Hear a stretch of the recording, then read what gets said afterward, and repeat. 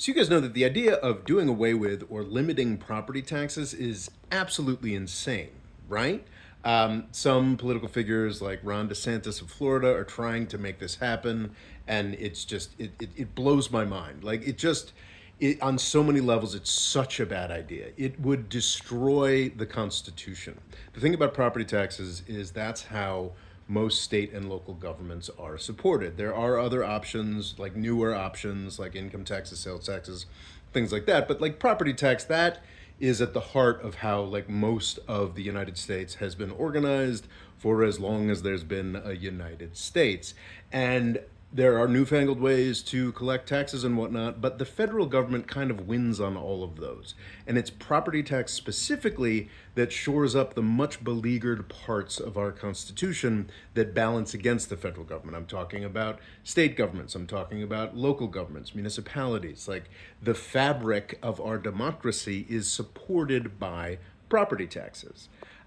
So doing away with that would be kind of nuts from like a very conservative perspective, but also from like a more perhaps a little more progressive or like democracy focused perspective, it's also an incredibly bad idea. We have the example of California. If you take away property taxes, a very broad based tax that applies to anybody who owns a building, something like 60% of the population, but then there's also businesses that own buildings. So that's a very broad based tax.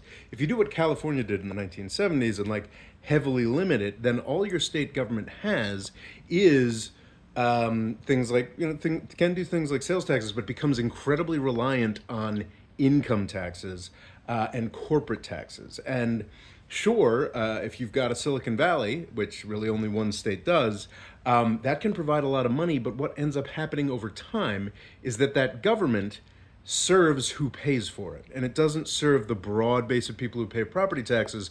It serves the tech oligarchs. And that's what happened in California. I mean, California was like the shining example of the New Deal. Was this magical creation. You talk about California in the 60s, it was basically this like government created paradise. And then they sort of did away with the property taxes, and it's been pretty much decline ever since.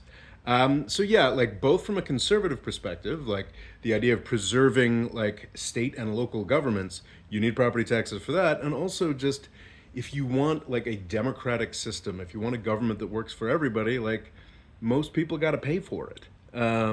And you don't want to be reliant on just the wealthy to fund the government, the way it is the case in California. So yeah, property taxes. Like I don't love them, I pay them, but I don't want to do away with them.